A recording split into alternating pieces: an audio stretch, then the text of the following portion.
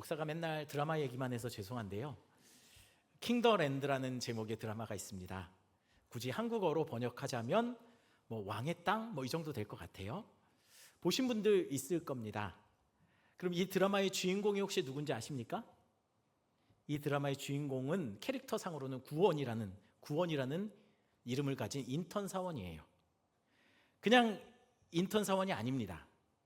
직장 상사들의 갑질이나 부당한 지시를 단호하게 거부하고 말끝마다 직장 상사가 말할 때마다 토달고 말대꾸하는 간 큰 인턴입니다.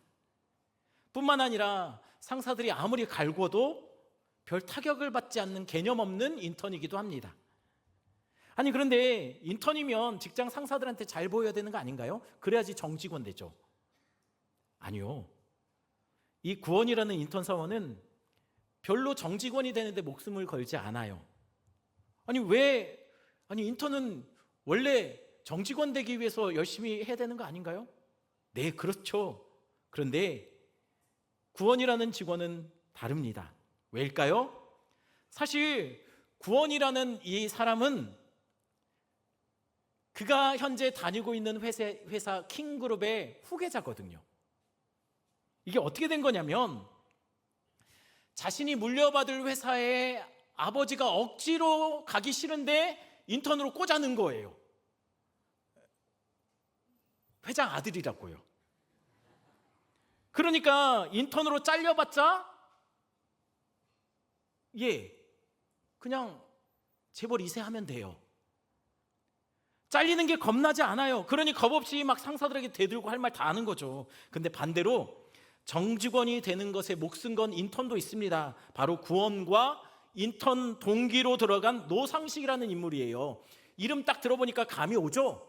어떤 감입니까? 상식이 없을 것 같은.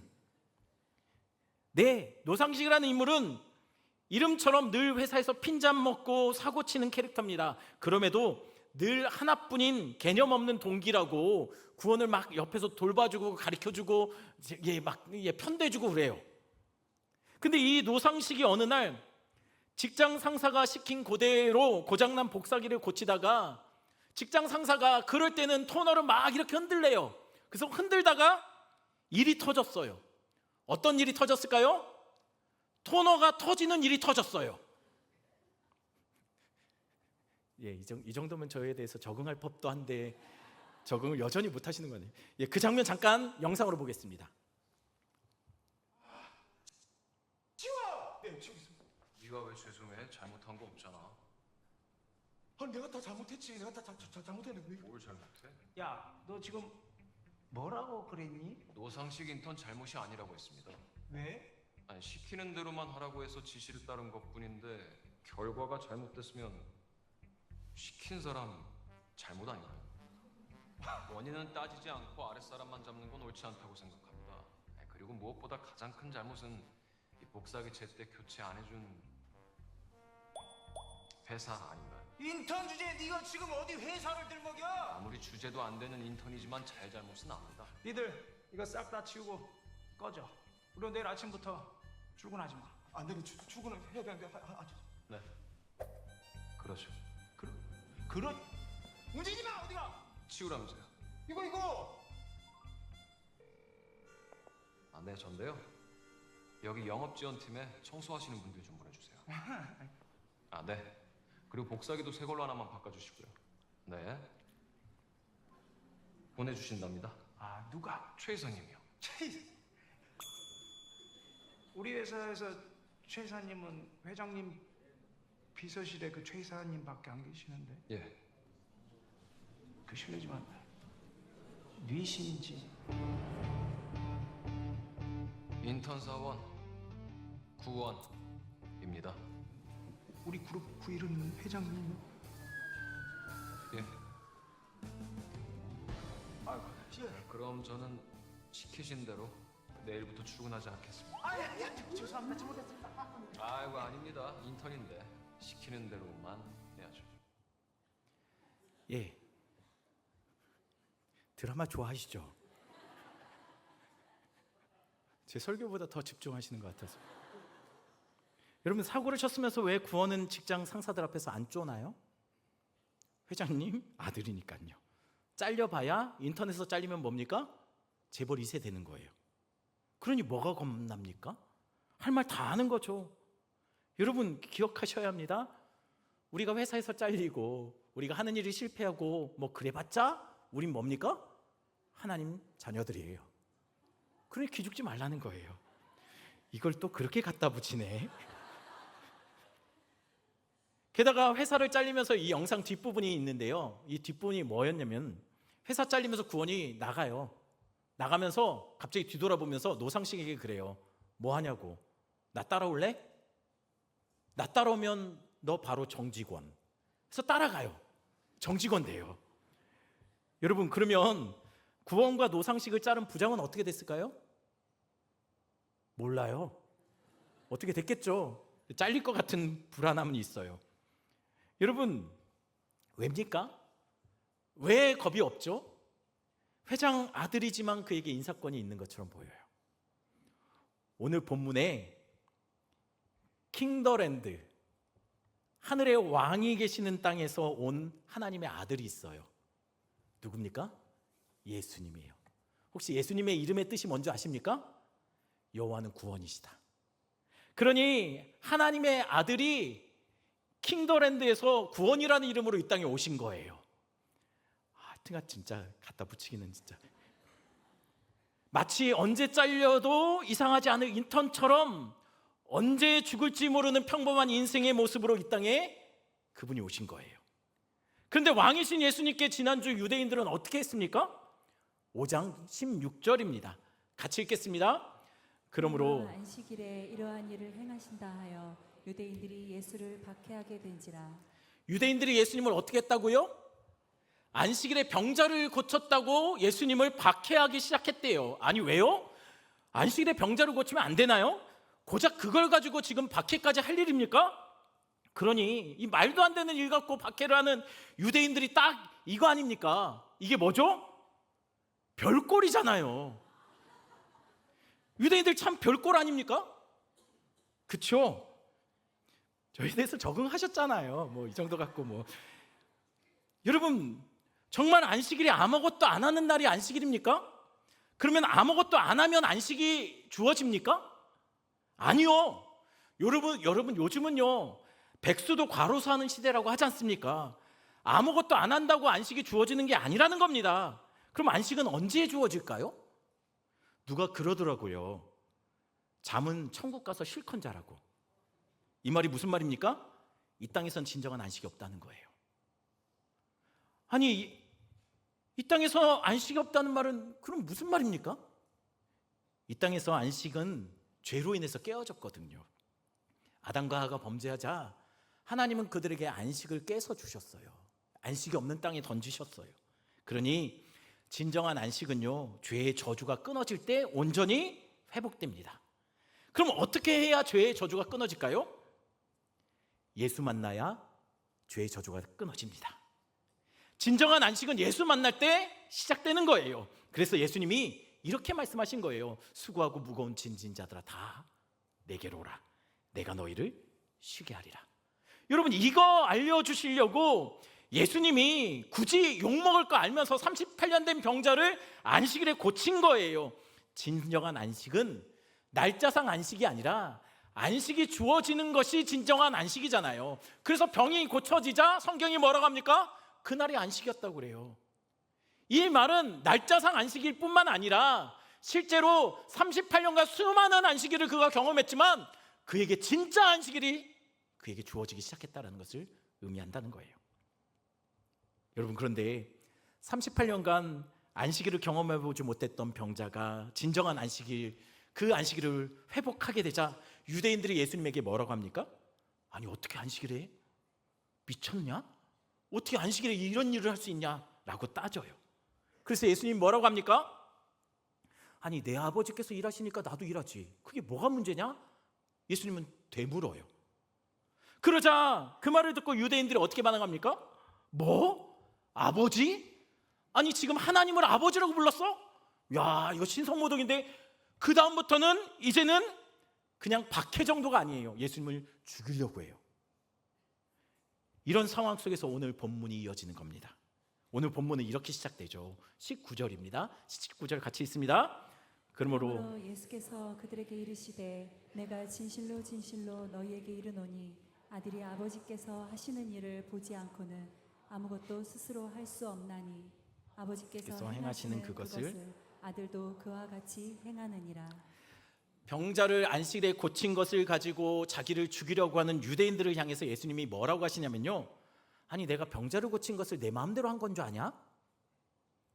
아들은 아버지가 한 그대로 본 것을 그대로 한 것뿐이다 라고 얘기해요. 아니 이게 무슨 말이죠? 아버지가 뭘 보여줬고 아들은 뭘 보고 따라한다는 얘기일까요? 여러분, 이게 당시 문화를 이해하셔야지 이해할 수 있는 부분이에요. 이게 무슨 말이냐면요, 당시 고대 근동에는요 직업 선택의 폭이 그렇게 넓지 않았어요. 아버지가 어부면 아들은 뭐 할까요? 어부예요. 아버지가 농사꾼이면 아들은 뭐 합니까? 농사 지어요. 왜입니까?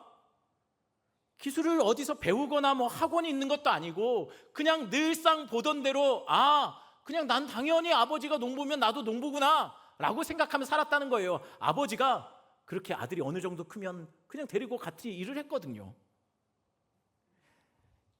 이러한 영향으로 여러분 서양의 문화상 서양 사람들의 이름을 보면 그 집안이 대대로 무슨 직업을 가졌는지 알 수 있는 것들이 있어요. 예를 들겠습니다. 영어 이름 중에 성으로 스미스라는 성을 가진 사람들이 있죠. 스미스는 그 기업, 그 조상들이 대대로 뭘 했던 무슨 직업을 갖고 있었던 사람이냐면 블랙스미스, 대장장이. 베이커라는 사람 이름 들어봤죠? 여러분, 베이커는 조상 대대로 아마 가업이 빵 굽는 사람이었을 거예요. 마찬가지입니다. 테일러라는 사람이 있어요. 테일러는 어떤 직업일까요? 재단사. 여러분 잘 아는 포터는 어떤 사람일까요? 조상 대대로 도자기 빚는 사람, 도예가. 이전에는 아버지 직업은 곧 아들 직업이 됐다는 거예요. 왜냐하면 아버지가 어느 정도 크면은 데리고 일을 했거든요. 그래서 자연스럽게 그 일을 하는 거예요. 이건 예수님도 예외가 아니었습니다. 예수님의 육신의 아버지는 누구죠? 주일학교 다 나오셨잖아요.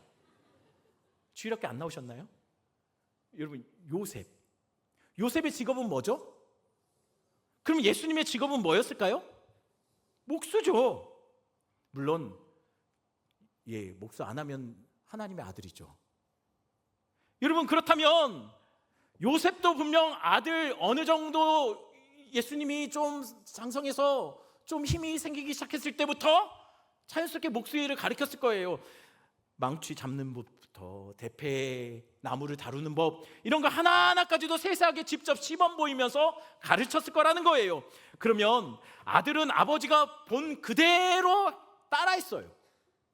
아버지 방식을 따라하지 않으면 그거는 아버지가 인정하지 않는 거죠. 용납이 안 되는 거예요. 왜입니까? 아들이 아무리 일을 한다 할지라도 아버지 사업장에서 아버지 이름을 걸고 그 사업장에서 일을 하기 때문에 아버지 방식 그대로, 아들이 독립하기 전에는 아버지 밑에서는 아버지가 가르쳐준 그대로 해야 됐어요. 그게 당시의 문화였다는 거예요. 지금 예수님이 그걸 말하는 거예요. 내가 병자를 고친 것이 뭐 내 마음대로 내 방식으로 한 줄 아냐? 아니다. 나는 아버지가 한 것을 그대로 보고 따라한 거다. 아버지의 지휘 아래 내가 아버지의 사역 속에 내가 함께 일하고 있는 것이다 라고 말을 한 겁니다. 근데 여기서 추가로 예수님은 이렇게까지 말해요. 20절입니다. 20절 같이 있습니다. 아버지께서 아들을 사랑하사 자기가 행하시는 것을 다 아들에게 보이시고 또 그보다 더 큰 일을 보이사 너희로 놀랍게 여기게 하시니라. 이게 무슨 말입니까? 아니 니들 지금 내가 안식일에 병자 고친 것 같고 이렇게 호들갑을 떠냐? 아버지가 아들에게 보여준 것이 과연 그게 다일까? 아니다. 곧 너희는 이것보다, 내가 지금 행한 이것보다 더 크고 놀라운 일을 보게 될 것이다 라고 예수님이 선언한 거예요. 아니 도대체 38년 동안 누워만 있던 병자를 걷게 만든 것, 이것보다 더 큰 일, 더 놀라운 일이 뭘까요? 21절입니다. 21절 같이 있습니다. 아버지께서 죽은 자들을 일으켜 살리심 같이 아들도 자기가 원하는 자들을 살리느니라. 더 큰 일이 뭐라고요? 38년 된 병자가 일어나는 것, 이거는 잽도 안 되는 거. 아예 죽은 자를 이렇게 세우는 일을 하신대요. 누구처럼요? 하나님 아버지가 그러신 것처럼 아들도 그렇게 하겠다는 거예요. 그럼 하나님은 어떻게 죽은 자를 살리셨을까요? 여러분, 하나님은 어떻게 죽은 자를 생명으로 일으키십니까? 하나님이 사람을 어떻게 만드셨죠? 잘 만드셨죠. 어떻게, 뭘 갖고 만드셨습니까? 흙으로 만들었어요. 왜 하필 흙일까요? 사실 뭘 만들기 위해서는 나무나 돌 같은 게 더 낫지 않나요? 흙은 잘 뭉쳐지지도 않고 막 균열도 생기고 이거 뭐 모양도 잘 내기고 힘들고, 왜 흙일까요? 이것에 대해서는 여러 번 말씀드렸어요. 여러분, 흙이 가진 의미 때문에 그렇습니다. 흙이 어떤 의미를 갖고 있냐면, 당시 사람들에게 흙은요, 죽음, 없음이었어요. 하찮음, 뭐 이런 뜻이었어요. 그런 그 죽음과 없음, 하찮음의 흙에 하나님이 그분의 생기를 불어넣으세요. 후 하고 불어넣으셔요. 그랬더니 뭐가 됐다고요? 생명이 되었다고 합니다. 그런데 여기서 불어넣은 생기는요, 이게 번역하면 성령으로도 번역되고 영으로도 번역되고 호흡으로도, 바람으로도 번역되는 단어예요. 하나님이 흙에다가 자신의 바람 혹은 자신의 영혼을, 성령을 후 하고 불어넣으신 거예요. 그러자 놀라운 일이 벌어집니다. 죽음이었던, 없음이었던 흙이 뭐가 됐다고요? 생명으로 일어나더라는 거예요. 어떻게 해요?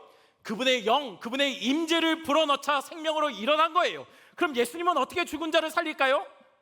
본대로 그대로 하신답니다. 어떻게 해요? 요한복음 20장 19절 말씀, 19절 말씀 같이 있습니다. 이날 곧 안식 후 첫날 저녁 때에 제자들이 유대인들을 두려워하여 모인 곳에 문들을 닫았더니 예수께서 오사 가운데 서서 이르시되 너희에게 평강이 있을지어다. 예수님이 죽은 자를 일으켜 세우시는 사역을 하기 전에 먼저 예수님이 죽은 자 가운데서 일어나셨어요. 그리고 부활하시고 어디로 가십니까? 제자들이 모여 있는 곳으로 가셨어요. 제자들이 어디 모여 있었나요? 어떤 한 집에 모여서 문 걸어 잠고 숨어 있었어요. 왜 문을 잠고 숨어 있습니까? 예수님이 잡히시고 십자가에 지시는 걸 봤거든요. 그래서 제자들은 그렇게 생각한 거예요. 잘못하다가 우리도 딱 저렇게 되겠다. 그래서 그날 밤에 다 뿔뿔이 스승을 부인하고 배신하고 도망쳐서 살기 위해 문 걸어 잠고 숨어 있었던 거예요. 여러분, 이게 진짜 제자들의 모습이에요. 살겠다고 스승마저도 팔아먹을 정도로 형편없는 자들, 마치 흙덩어리처럼 뭘 아무것도 못하는 자들, 형편없는 자들, 가치 없는 자들, 그저 죽음과 같은 인생, 예수님 없으면 아무것도 못해서 문 걸어 잠고 숨어 있을 수밖에 없는 인생, 그게 제자들이라는 거예요. 그런데 그런 흙덩어리 같은 인생들 속에 예수님이, 부활하신 예수님이 그들을 찾아가셨어요. 그리고 제자들에게 예수님이 뭐라고 말합니까? 요한복음 20장 21절 22절입니다. 21절 제가, 22절 여러분 읽어주십시오. 예수께서 또 이르시되 너희에게 평강이 있을지어다. 아버지께서 나를 보내신 것 같이 나도 너희를 보내노라. 이 말씀을 하시고 그들을 향하사 숨을 내쉬며 이르시되 성령을 받으라. 예수님이 제자들을 향해서 뭐라고 합니까? 내가 너희를 보낸다. 아버지가 나를 보낸 것처럼 나도 너희를 보낸다 하면서 갑자기 숨을 성령 받으라. 아니, 왜 갑자기 찾아오셔서 숨을 크게 내쉬더니 성령 받으라고 했을까요? 지금 제자들의 모습을 보니 예수님이 아이고 이 화상들 보니까 딱 그렇잖아요. 답답하잖아요. 그래서 예수님이 보다가 아이고 에휴 성령 받아라. 지금 이런 걸까요? 아닙니다. 그럼 왜 숨을 내셨을까요? 지금 예수님이 하나님이 하신 대로 보고 따라서 하는 거예요. 하나님이 뭘 했는데요? 하나님이 흙덩어리를 빚으시고 거기에 후 하고 자신의 영, 성령을 불어넣으셨어요. 그랬더니 그게 뭐가 됐습니까? 죽음이었던 흙이 생명으로 일어나더라는 거예요. 마찬가지로 지금 예수님이 영적으로 죽은 자들을 일으키기 위해 그들에게 숨을 내쉬면서 성령 받으라 하고 있다는 거예요. 영적으로 죽은 자들을 이렇게 세우시겠다라는 거예요. 실제로 그렇게 세우셨어요. 언제요? 오순절날. 문 걸어 잠고 숨어서 기도하던 자들, 그들 속에 갑자기 성령이 각 사람에게 임하십니다. 그러자 문 걸어 잠고 세상으로 뛰쳐나가지 못했던 그들이 문을 열고 박차고 나가서 거리를 돌며 예수님이 살아나셨다, 예수님이 그리스도다, 너희가 죽인 그를 하나님이 살리셨다라고 외치고 다니더라는 거예요. 여러분, 기억하셔야 합니다. 죽은 영혼이 어떻게 생명으로 일어나게 될까요? 예수의 영이신 성령이 우리 안에 부어질 때 죽은 우리의 영혼이 생명으로 일어나는 거예요. 내 힘으로 우리가 생명이 되는 거 아니에요.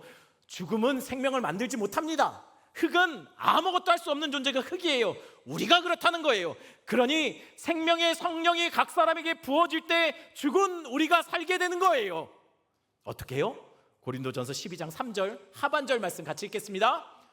성령으로 아니하고는 누구든지 예수를 주라 할 수 없느니라. 여러분 기억하십시오. 성령이 아니면 누구도 예수를 주라고 고백할 수 없습니다. 그러니 우리가 예수님을 주님으로 고백하고 있다면 그거 죄송하지만 여러분이 한 거 아니에요.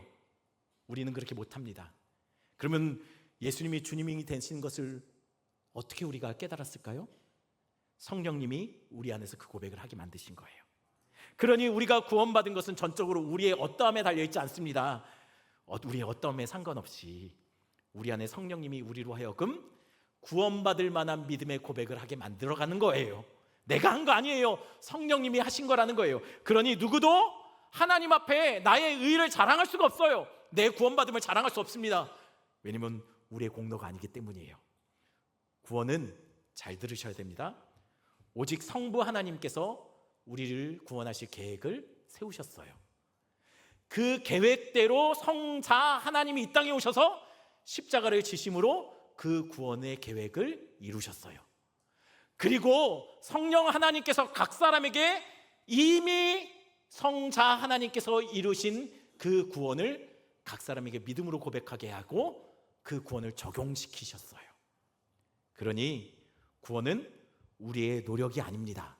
성부, 성자, 성령 하나님의 연합사역으로 이루어진 오직 은혜의 결과입니다. 그런데 추가로 이 구원에 있어서 예수님이 하나님으로부터 부여받은 권한이 있답니다. 그건 22절에 나와요. 22절 같이 있습니다.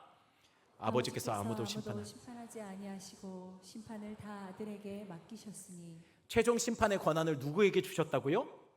아들에게 위임하셨대요. 한마디로 천국 백성의 정직원이 되느냐, 아니면 천국 잔치자리에서 쫓겨나서 이를 갈며 슬피 울게 되느냐, 이건 누구에게 달렸다고요? 예수님의 권한이라는 거예요. 심판의 권한, 천국의 인사권은 우리 예수님에게 있습니다. 그러니 여러분, 예수님 어찌됐든 끝까지 붙어 있어야 돼요. 노상식처럼 예수님 따라가셔야 돼요. 그럼 심판의 기준은 뭘까요? 24절입니다. 24절 같이 있습니다. 내가 진실로 진실로 너희에게 이르노니 내 말을 듣고 또 나 보내신 이를 믿는 자는 영생을 얻었고 심판에 이르지 아니하나니 사망에서 생명으로 옮겼느니라. 여러분, 심판받음의 기준은 뭡니까? 믿음이 있느냐 없느냐예요. 믿는 자가 영생을 얻습니다. 근데 그 믿음은 어디서 나올까요? 여러분이 열심히 봉사했더니 막 믿음이 자랐습니까? 여러분이 열심히 헌신했더니 막 믿음이 생겼나요? 아닙니다. 우리의 믿음은 우리의 노력으로 나오는 게 아니에요. 여러분, 38년 된 병자가 열심히 뭔가를 좀 해보려고 하면 여러분, 그는 자신의 병, 죄의 그 굴레를 끊어낼 수 있었을까요? 아니요. 38년 병자는 뭘 해도 안 되는 사람이에요. 우리가 그래요. 믿음은 내 노력, 내 열심에 근거하지 않습니다. 그럼 믿음은 어떻게 세워질까요? 로마서 10장 17절 말씀 같이 있습니다. 그러므로 믿음은 들음에서 나며 들음은 그리스도의 말씀으로. 말미암았느니라. 믿음은 들어야 난답니다. 뭘 들어야지 생길까요? 예수 그리스도의 말씀을 들어야 믿음이 생긴답니다. 그럼 열심히 성경 공부하고 열심히 말씀 들어야겠죠? 죄송하지만 그래도 사실 뭘 해도 우리는 안 됩니다. 흙덩어리는 뭘 해도 안 돼요. 아무리 열심히 우리가 말씀을 들어도 죄송합니다, 소귀의 경읽기예요. 아무리 여러분들이 학위가 있고 아무리 여러분이 많은 공부를 했다 할지라도요, 여러분 말씀을 여러분들 스스로 깨달을 수 없어요. 그럼 도대체 말씀을 들으라는 겁니까? 듣지 말라는 겁니까? 여러분, 그래도 말씀을 들어야 합니다. 왜요? 말씀 듣는 자리에 여러분들이 있을 때, 말씀이 들리는 곳에 있을 때, 그때 성령님이 여러분들 안에서 역사하기 때문이에요. 내가 아니에요. 성령님이 내 안에서 흙덩어리 같은 나를 그 말씀 앞에 굴복시키고 말씀을 깨닫게 하고 말씀을 살아내게 하고, 그래서 흙덩어리 같은 우리 인생 속에 생명을 부어주신다는 거예요. 여러분, 구원에 있어서 우리가 보태거나 뭘 할 수 있는 게 없어요. 우리는 흙덩어리거든요. 뭘 해도 안 돼요. 그래서 성령님이 우리 안에서 역사하셔야 된다는 거예요. 여러분, 예수가 이루신 구원을 성령님이 우리에게 믿어지게 하는 겁니다. 우리가 뭘 해서 구원받는 게 아니에요. 믿음도 우리가 믿어서 믿어진 게 아니에요. 우린 그냥 흙이에요. 우리는 아무것도 할 수 없는 자들이에요. 그런데 하나님이 우리를 구원하시기로 작정하셨어요. 성부 하나님이 구원을 계획하셨습니다. 그리고 성자 하나님이 이를 십자가에서 실행하셨어요. 그리고 이 실행한 구원을 각 사람에게 믿어지도록 배달하신 분이 성령 하나님이에요. 여러분, 우리가 한 게 없어요. 하나님이 다 하셨어요. 고작 흙덩어리 같은 우리 하나 구원시키겠다고 성부, 성자, 성령 하나님이 총동원돼서부터 태초부터 그분들이 머리를 맞대고 재현이를 어떻게 하면 구원시킬까 고민하고 계획 세우시고 실행하시고 우리에게 그것을 적용시켰다는 거예요. 여러분, 그러니 여러분, 이게 이해가 됩니까? 이게 말이 안 되지 않나요? 전 당최 이 구원의 모든 과정이 이해가 안 돼요. 뭐가 이해가 안 될까요? 아니, 어떻게 하나님이 그와 같은 일을 계획할 수 있죠? 어떤 일이요? 어떻게 아들을 십자가에 매달아 놓고 그래서 우리를 살릴 생각을 합니까?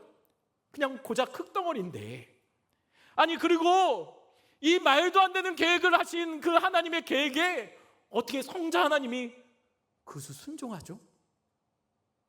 그리고 여전히 예수를 믿어도 죄만 따라가는 우리인데 성령 하나님은 우리를 끝까지 포기하지 않으시고 계속 말씀으로 믿어지게 우리를 계속 말씀으로 지도하시는 걸까요?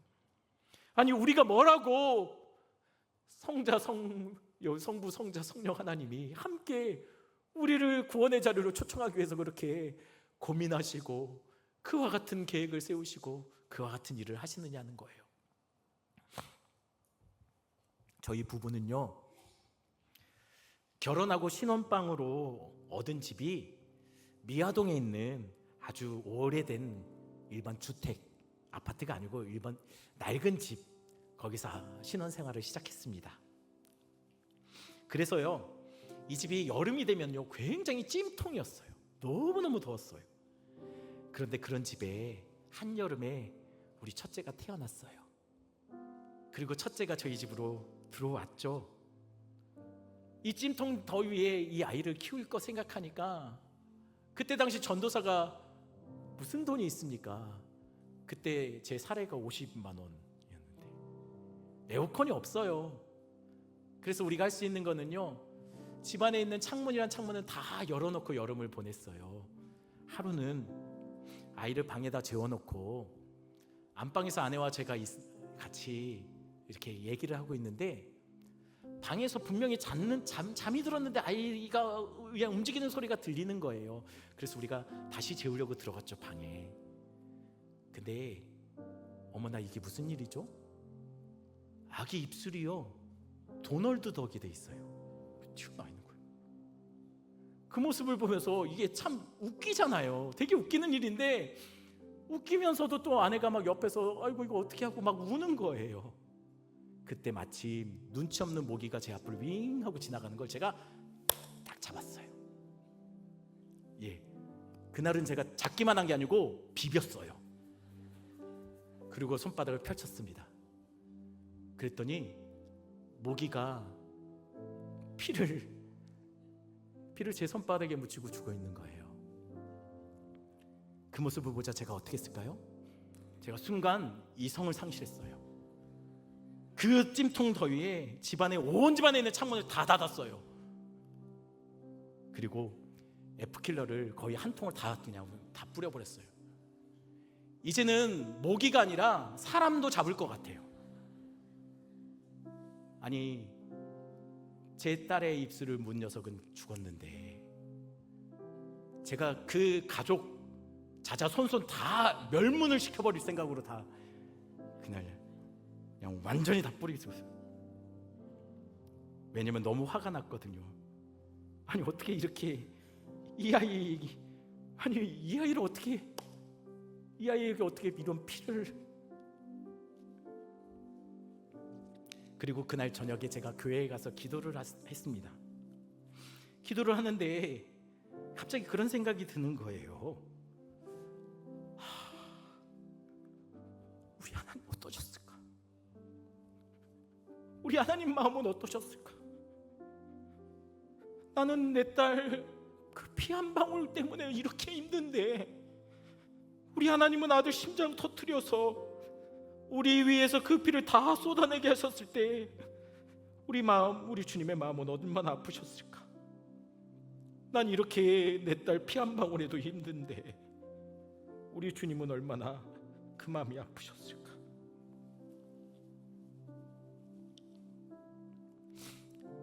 어떻게 주님은 그 아들을 그 십자가에 매달아 놓을 수 있었을까? 어떻게 참으셨을까? 왜 그러셨을까? 왜 그렇게 하시기로 했을까? 왜 그렇게 하시겠다고 또 왜 순종하셨을까? 이해가 안 되는 거예요. 우리가 뭐라고? 흙덩어리 같은 우리를, 여전히 죄만 따라가는 우리인데 우리가 뭐라고 그 아들을 그렇게 하셨을까? 기도하는 자리에서 하나님께 물었어요. 왜 그러셨습니까? 왜 그러셨습니까? 그때 이 생각밖에 안 나더라고요. 하나님이 세상을 이처럼 사랑하사 독생자를 주셨으니 이는 저를 믿는 자마다 멸망치 않고 영생을 얻게 하려 하십니다. 하나님이 사랑하셔서 그러셨답니다. 하나님이 너무나 사랑해서 우리를 한 명도 사망으로 보내고 싶지 않으셔서 그러셨답니다. 하나님이 여러분을 사망으로 보내지 않기 위해 아들을 죽음의 자리로 보내셨답니다. 왜요? 너무너무 사랑하셔서요. 진짜 이게 너무 놀랍고 큰일 아닙니까? 진짜 우리가 놀랄 일, 큰일, 바로 십자가에서 보여주신 그 사랑이라는 거예요. 우리 말씀 생각하시면서 우리 찬양 같이 합니다.